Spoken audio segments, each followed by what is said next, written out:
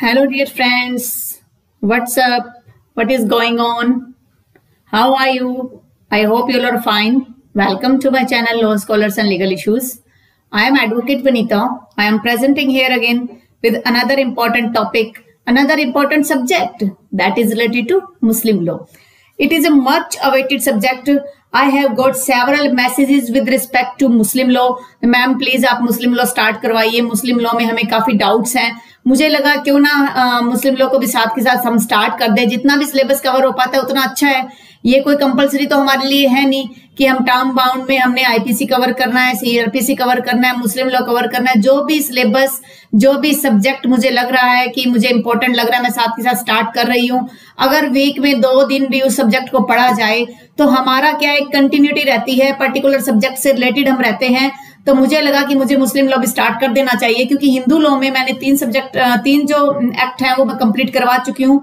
अभी सिर्फ एक हिंदू सक्सेशन एक्ट रहता है. वो भी मेरी कोशिश है कि फटाफट मुझे क्या है, पहले हिंदू सक्सेशन एक्ट में अगर बेयर एक्ट का ही सारा प्रोविजन होता तो मैं कब का कंप्लीट करवा देती. लेकिन उसमें भी क्या है, मुझे जो अदर देन जो बेयर एक्ट है, जो कोडिफाइड लॉ नहीं है हिंदू सक्सेशन एक्ट का, मुझे वो भी कवर करवाना है आपको. तो उसके लिए जो है कुछ टाइम लगेगा. तो मैं उसी के लिए डेली एक दो पेजेस तैयार कर रही हूँ कि मुझे जो है वो आपको पढ़ाना इजी हो जाए. मैं बोर्ड पर नहीं करवा पा रही हूँ क्योंकि कुछ मेरे रूम में लाइटनिंग का इश्यू है, जिस वजह से क्लियरिटी बोर्ड पे नहीं आ पा रही है. कुछ दिनों में अगर कुछ मेरा फाइनेंशियल सपोर्ट हो जाएगा तो मैं जरूर कुछ लाइटनिंग वगैरह लगवा के आपको बोर्ड पे भी समझाऊंगी. और मेरी एक प्लानिंग है कि मैं जो है एक आप कैमरा भी परचेज कर लूं, जिससे क्या है कि मुझे अगर मैं स्क्रीन रिकॉर्डिंग के साथ भी वीडियो बनाऊं तो भी आपके लिए काफी हेल्पफुल हो जाए. आज हम स्टार्ट कर रहे हैं मुस्लिम लॉ का बेसिक, कि मुस्लिम लॉ एक्चुअली मुस्लिम लॉ की हमें जरूरत क्यों पड़ी. जैसे आप सभी को पता ही है कि हमारे अलग अलग पर्सनल लॉज होते हैं. हिंदूज के लिए हिंदू पर्सनल लॉज है, जिसमें Hindu marriage act, Hindu guardianship and maintenance act, Hindu guardianship act, Hindu adoption and maintenance act है, हिंदू सक्सेशन एक्ट है. लाइकवाइज फॉर पारसीज के लिए पारसीज मैरिज एक्ट है, पारसीज के कुछ other Parsis marriage and divorce act 1936 है. इसी तरीके से इंडियन सक्सेशन एक्ट भी है, दूसरे जो रिलीजन है, दूसरे पर्सनल लॉ है उस पर अप्लीकेबल होता है. जैसे अगर आप क्रिश्चियन की बात करें तो इंडियन क्रिश्चियन मैरिज एक्ट है, स्पेशल मैरिज एक्ट है, जब हिंदू मुस्लिम 2 मैरिज करते हैं तो स्पेशल मैरिज एक्ट है. अब हमारे लिए सबसे इंपॉर्टेंट ये बात आती है कि हमें पर्सनल लॉ की रिक्वायरमेंट क्यों रही. देखिए, सबसे पहली चीज ये क्या है, सबसे पहली चीज, when we talk about any personal law, it here means that belongs to a particular religion, particular sect. अब मान लीजिए कि मुस्लिम्स में अलग जो है कस्टम फॉलो किए जाते हैं, अलग ट्रेडिशन फॉलो किए जाते हैं, हिंदूज में अलग नियम फॉलो किए जाते हैं, क्रिश्चियन में कुछ अलग है, सिखिज्म में कुछ अलग है, पारसीज में कुछ अलग. हालांकि सिखिज्म जो है वो तो हमारे हिंदू लॉ ही वहां पर अप्लीकेबल होता है, जैनिज्म पर भी हिंदू लॉ ही अप्लीकेबल होता है. तो हर एक व्यक्ति जो है वो किसी न किसी सेक्ट से, किसी न किसी रिलीजन से जुड़ा हुआ है. तो उसके लिए इंपॉर्टेंट हो जाता है कि किसी भी पर्सनल लॉ को जब हम लेकर चलते हैं तो पर्सनल लॉ उनके खुद के ट्रेडिशन फॉलो किए जाने चाहिए. तो उसके रिलेटेड ही हिंदू के लिए हिंदूज लॉ बन गए हैं, पारसी लॉ है, क्रिश्चियन लॉ है. इसी प्रकार से मुस्लिम्स में क्या है, मुस्लिम पर्सनल लॉ को अप्लीकेबल किया गया. हालांकि जो मुस्लिम लॉ है वो बहुत ही कम कोडिफाइड है, बाकी अनकोडिफाइड है. जो पीछे सोर्सेज जो है लॉ के, मुस्लिम लॉ के, उन्हीं को ही फॉलो किया जा रहा है. अब बात आती है कि मुस्लिम लॉ की रिक्वायरमेंट क्यों हुई. देखिए, मुस्लिम्स हमारे समाज में मौजूदा टाइम में तकरीबन 15 करोड़ के करीब, शायद हमारे, ये मुझे पक्का नहीं है लेकिन ये डाउट है मेरे को, लेकिन फिर भी शायद वर्ड में यूज कर रही हूँ, अप्रोक्सीमेटली 15 करोड़ जो है मुस्लिम्स हमारे देश में है. तो उनके लिए कौन सा लॉ गवर्न होगा, किस प्रकार से उनकी एप्लीकेबिलिटी होगी. अगर किसी प्रकार का मैरिज के रिगार्डिंग डिस्प्यूट हो जाए तो क्या सिस्टम होगा, कब मैरिज को वैलिड माना जाएगा, कब डाइवोर्स को वैलिड माना जाएगा. इस तरीके से कुछ कंसेप्ट निकल के आए और तभी मुस्लिम पर्सनल लॉ को वहां यूज किया जाता है. तो मुस्लिम पर्सनल लॉ जो है वो कैसे स्टार्ट हुआ, सबसे पहले किस व्यक्ति की वजह से मुस्लिम लॉ जो है प्रिवेल करने लगा, तो वो हम थोड़ा सा देख लेते हैं. मोहम्मद, देखिए मुस्लिम लॉ, मोहम्मद के बारे में जानने से पहले मैं एक और डाउट आपको क्लियर कर देना चाहती हूँ. अलग अलग बुक्स में मुस्लिम्स के अलग अलग व्यूज हैं. जैसे आप अकील अहमद की बुक में देखोगे तो कुछ अलग व्यूज मिलेंगे, आप मुल्ला की थ्योरीज देखोगे तो अलग व्यूज मिलेंगे, मुल्ला की कमेंट्री में अलग व्यूज हैं, मैनी की कमेंट्रीज में अलग व्यूज हैं, फेजी की कमेंट्री में अलग व्यूज हैं. तो कहीं ना कहीं कॉन्ट्राडिक्शन है क्योंकि जब कहीं एक कोडिफाइड लॉ नहीं होगा तो नॉर्मल सी बात है कि कॉन्ट्राडिक्शन तो होगा ही होगा। जब हम बात करते हैं किसी भी लॉ की, कॉन्ट्राडिक्शन वहां पर अराइज होता है, लेकिन जब वो कोडिफाई हो जाता है तो हमें कोडिफाइड लॉ को लेकर ही चलना पड़ता है। जैसे हिंदूज में हिंदू मैरिज एक्ट को ही हम फॉलो करते हैं, सक्सेशन एक्ट को ही फॉलो करते हैं, इस तरीके से इनको फॉलो किया जाता है। लेकिन यहाँ काफी विवाद रहा है हर वक्त से, क्योंकि ये कोडिफाइड नहीं है, और जब इसको कोडिफाई करने की बात आती है कहीं ना कहीं डाउट्स रेज हो ही जाते हैं। चलिए, इसके अलावा भी कुछ फैक्ट्स हैं। कई लोग कहते हैं कि मोहम्मदन लॉ है, कई कहते हैं मुस्लिम लॉ है, कई कहते हैं इस्लामिक लॉ है। अलग अलग जगह इन्हें अलग अलग नाम से पुकारा जाता है, लेकिन एक्चुअल में मोहम्मदन हुआ। मोहम्मद जो थे इनके फाउंडर थे इस लॉ के। मुस्लिम जो रिलीजन है उसके फाउंडर मोहम्मद को माना जाता है। इस वजह से मोहम्मदन कहना भी गलत नहीं होगा, मुस्लिम कहना भी गलत नहीं होगा, और इस्लामिक कहना भी गलत नहीं होगा। और अगर हम बात करते हैं मुस्लिम्स की, तो देखो मुस्लिम्स भी आगे फर्दर 2 पार्ट्स में डिवाइड हो गए थे। जब मोहम्मद जो थे उनकी डेथ के बाद शिया और सुन्नी 2 पार्ट्स में डिवाइड हो गए, तो उसको भी हम आगे फर्दर क्लासेस में डिस्कस करेंगे। तो सबसे पहले हम बात करते हैं मोहम्मद के बारे में। मोहम्मद जो थे उनका जन्म कहीं पर 570 मिलता है, कहीं पर 571 मिलता है। तो मोहम्मद का जो जन्म है 571 AD में आप मान के चलिए, 570 भी हो सकता है, एग्जाम में ये नहीं पूछा जाता। ये सिर्फ मैं आपको एक मुस्लिम जो है समुदाय से जोड़ने के लिए, आपका जो बेस बनाने के प्रयास के लिए मैं आपको बता रही हूँ।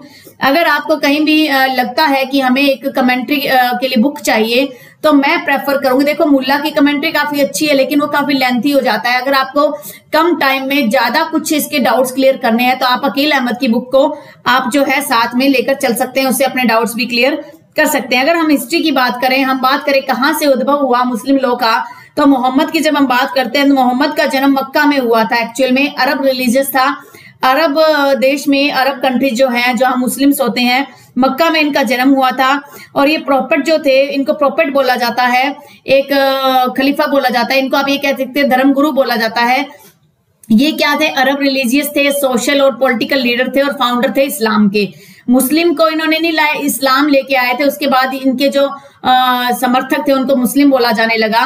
ही is believe to be the final prophet of God. ये मानते थे कि जो है फाइनल प्रॉपर्टी है इन्हीं को माना गया था, और मेन जो ब्रांचेज है इस्लाम की वो इनको समर्पित की गई थी।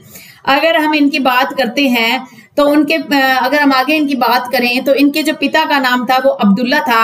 जब वो सीरिया में बिजनेस करते हुए वापस आ रहे थे, मदीना में उनकी डेथ हो गई थी। मक्का मदीना आपने सुना होगा कि मक्का से मदीना की यात्रा करो तो जो है उसे हिजरत बोला जाता है। मक्का मदीना से जो यात्रा होती है उसे हिजरत वर्ड यूज किया जाता है। साथ के साथ मैं वर्ड लिखवा देती हूँ, जिससे क्या है कि आपके माइंड में रहेगा हिजरत। हिजरत वर्ड क्या होता है आप खुद ही सर्च मारोगे कि मैम ने हिजरत वर्ड क्यों लिखवाया था। तो हिजरत वर्ड यूज होता है उसके लिए। हिजरत वर्ड में क्या है कि जब आप मान लो मुस्लिम हो और आप मक्का जाते हो और आप वहां पर मक्का से मदीना की जब आप यात्रा करते हो तो ये माना जाता है कि जो मुस्लिम होते हैं उनको एक बार मक्का से मदीना की यात्रा जरूर करनी चाहिए। मदीने का जल भी बोला जाता है कि वहां से अगर वहां का जो पवित्र जल लाया जाता है तो किसी व्यक्ति की जान जाने से भी रोका जा सकता है। ये एक मिथ है, लोगों के विश्वास है, उनको हम कहीं भी नहीं तोड़ेंगे। कहते हैं कि जब इसके फादर का डेथ हो गई थी उसके बाद क्या है, इनकी मदर का नाम था अमीना। फादर इनके थे, वो भी मैं लिखवा देती हूँ थोड़ा सा। इनके फादर का नाम था अब्दुल्ला और मदर का नाम था अमीना। फादर इनके थे अब्दुल्ला और इनकी मदर थी आमीना। आमीन, आमीन वर्ड यूज करते हैं ना जब ये कोई दुआ मांगते हैं, आमीन की पूरा हो जाए ये दुआ आपकी। तो ये आमीना इनकी मदर का नाम था। जब इनकी मदर की डेथ हुई थी तो क्या थे, एट द 6 ऑफ एज इनकी मदर की भी डेथ हो गई थी। अगर इसको देखते he is believe to be the final prophet थे, माना जाता था। Muhammad tribe the Quraishi tribe से थे, जो काफी अमीर ट्राइब माना जाता था, काफी अमीर जो है कबीला इनका माना जाता था। मोहम्मद वाज ऑर्फन अनाथ कब होता है बच्चा, जब उसके मदर फादर दोनों एक्सपायर हो जाते हैं। तो 6 साल की उम्र में इनकी मदर अमीना की डेथ हो गई थी और ये उस टाइम अनाथ हो गए थे। He was raised under the care of paternal grand father. इनके नाना जो थे अब्द अल मुतत्तिस ने इनका जो ग्रैंड फादर थे, इन्होंने उसका पालन पोषण किया था। As a boy Muhammad attended ship until he began traveling with his uncle Abu Talib. Abu Talib के साथ जो है जाने से पहले वो क्या है, शिप को पालन करते थे। ये भेड़ों के जो है पालन किया जाता था। और जो अबू तालिब थे उनके अंकल वो क्या थे, कारवा ट्रेडर थे, अब्दुल्ला और अमीना की तरह। और वर्किंग इन द कारवा ट्रेड मोहम्मद ने अर्न कर ली थी। जब वो कारवा क्या होता है, एक जगह से दूसरी जगह जाके जो बस जाते हैं, कबीले बोलते हैं जिन्हें, वो जो बंजारन मूवी देखी होगी उसमें बंजारे जो होते हैं, बंजारे टाइप के ये लोग होते हैं, कारवा में चलते हैं, एक जगह से दूसरी जगह जाके अपनी रिहाइश कर लेते हैं, रहने लग जाते हैं। तो मोहम्मद ने काफी बड़ी रेपुटेशन जो है हासिल कर ली थी, क्योंकि बिजनेस के अंदर वो बिल्कुल ईमानदारी पे चलते थे और उनका व्यवहार बहुत अच्छा था।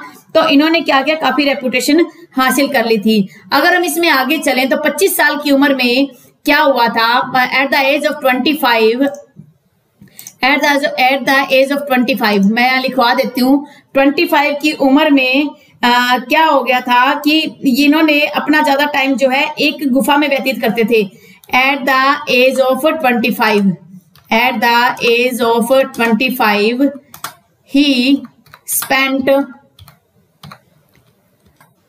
he spent most of the